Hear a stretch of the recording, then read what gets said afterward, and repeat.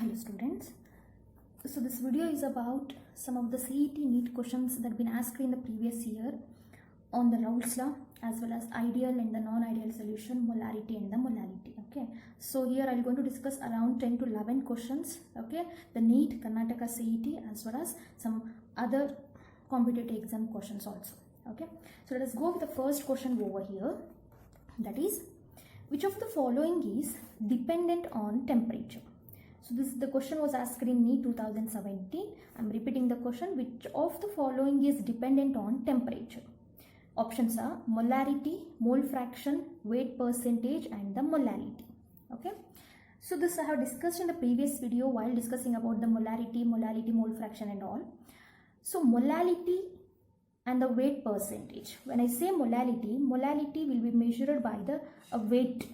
Okay, number of moles of solute and the weight of the solvent, right? Similarly, weight percentage means again the weight of the solvent is taken. Here also the weight of the solvent is taken. Okay, so when I say weight is independent of the temperature, means as the temperature changes, the weight of the substance will not change. But when it comes to molarity is number of moles of the solute dissolved in 1 liter of the solution, right? So when I say 1 liter, I'm going to take the solvent in a liter or in a volume. So volume changes with the temperature. That is obvious. As the temperature changes, the volume either decrease or increase, right?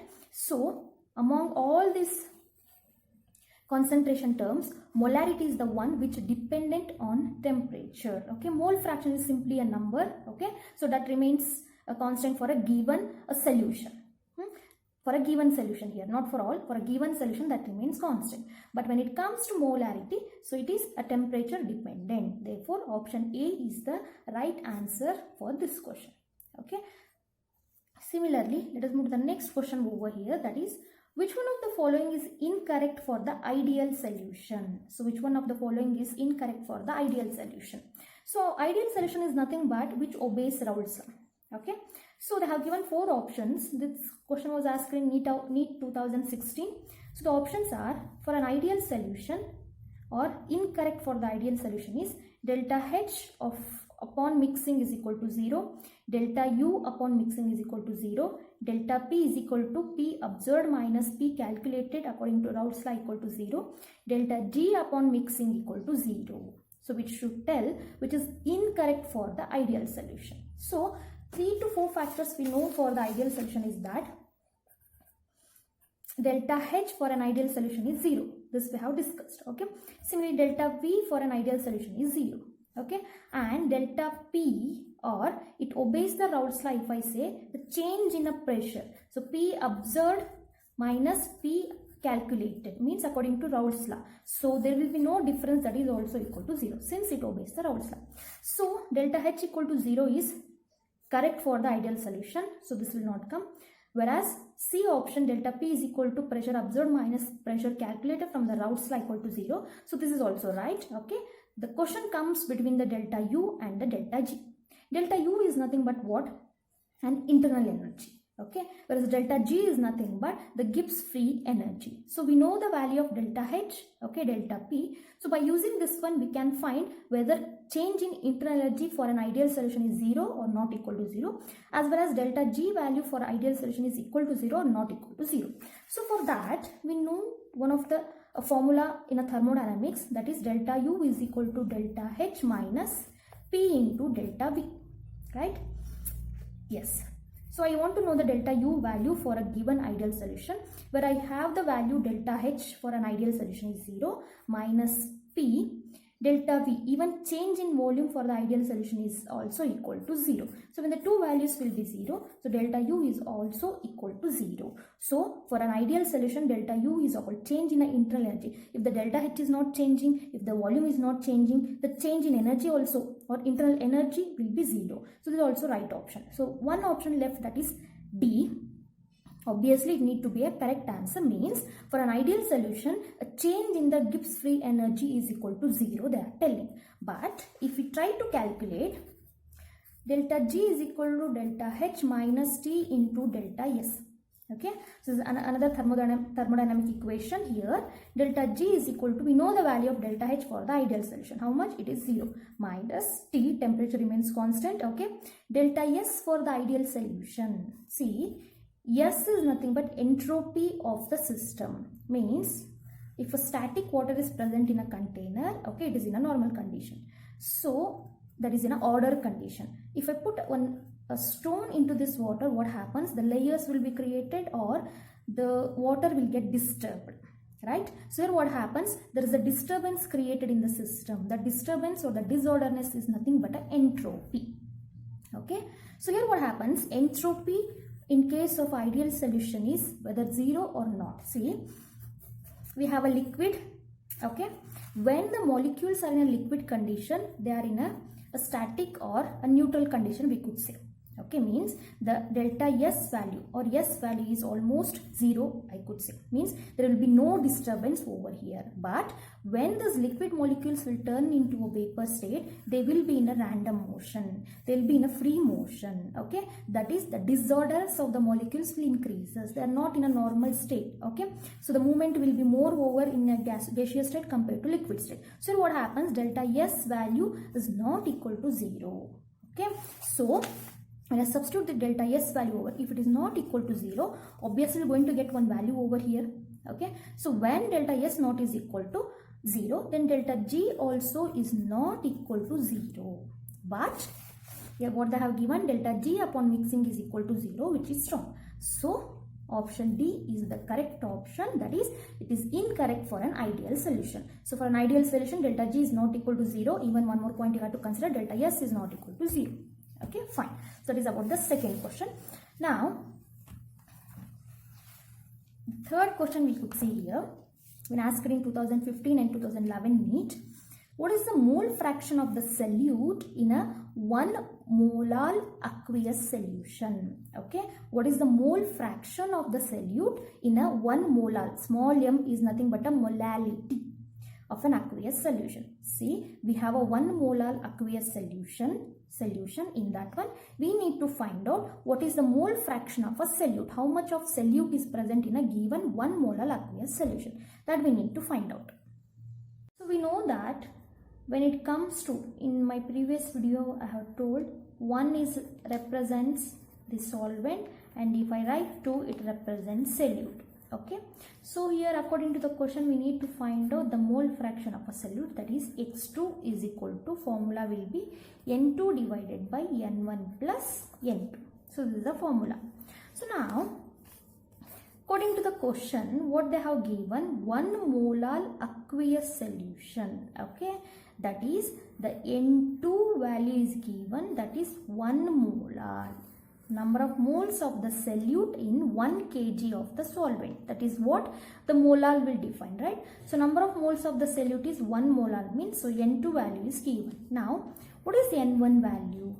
We don't know what exactly the number of moles of the solvent that is present. So we can find out by using the formula that number of moles is equal to mass of the solute divided by molar mass of the solvent, right? Here the mass of the solvent given is 1000 gram. How?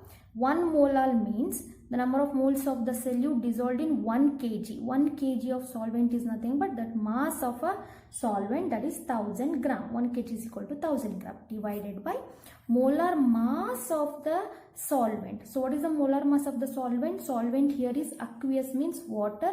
The molar mass of the solvent or water is 18. How? H2O is equal to 2 hydrogen and 1 oxygen. We have 2 into the atomic weight of a hydrogen is 1, and for oxygen it is 16. So it is 18. So I have substituted 18 here. So if I divide 1000 by 18, I am going to get a value around for the N1. So 18 5s are around, so 90. So take 0 down, so 55.5 around I will going to get. Okay, so that is 55.5. So N1 value is 55.5. Okay, that I can substitute here. What is N2 value? It is 1, and here N1 value is 55.5 plus N2 value is again 1. So 1 divided by, add these two, you're going to get 56.5. Okay. So just to make the calculation easy, I'm going to shift the point here. That is 1 by 565 into 10 to the power of minus 1. Okay. So here I got 1 divided by 565 into 10 to the power of minus 1. I have shifted, I have written in a scientific notation. This is a one way of doing, and in a shortcut way I could tell, just observe here, we have 1 divided by 56.5, right? So if I round off this 56.5, I'll get 1 divided by 57. Let us consider.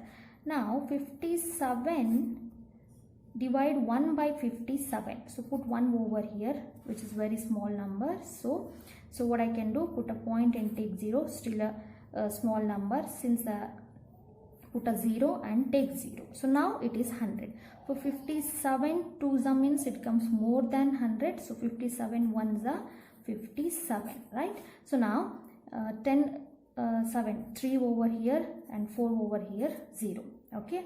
Now 43 is less than 57. So we already put a point here. So take a 0 over here. Okay. So now 57 6 means a small number. Okay, how we are going to get? So like for you can calculate in your mind only. For 6 5s are 30, so still we have 430 here. So if I go through like 57 7s are 4 4s are 49, 9 over here. Okay, and 7 5s are 35, 35 plus 4 is 39 around. Okay, so it is like, check. Once you get such answer, check your answer in the options. 1.770, no. 0.0354, no, that is not the answer what you got.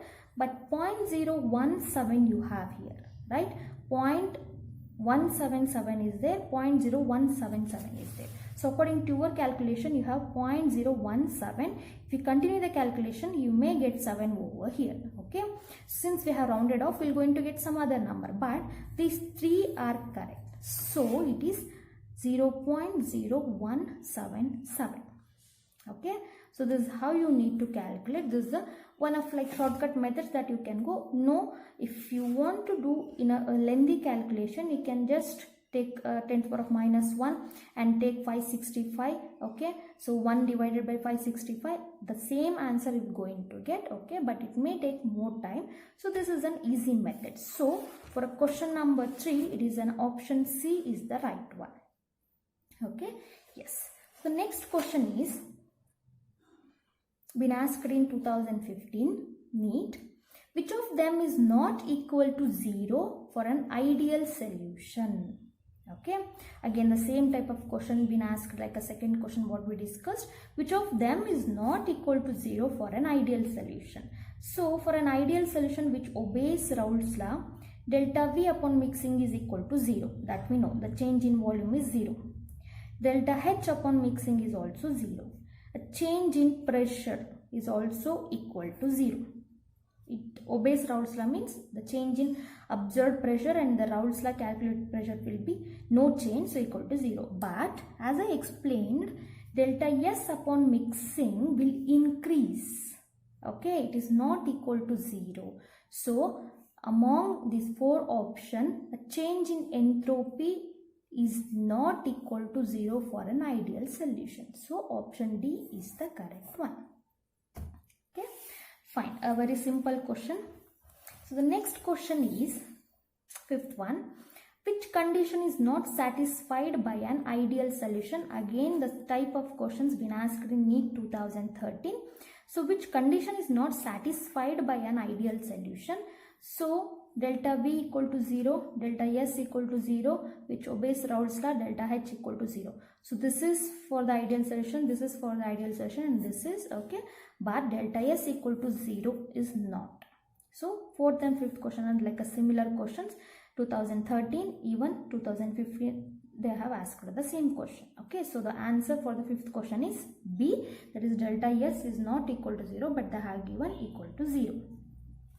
So next question is 6th one, that is all form ideal solution except. all form ideal solution except, see they have given 4 options, 4 examples for an ideal solution, among which one is not an ideal solution.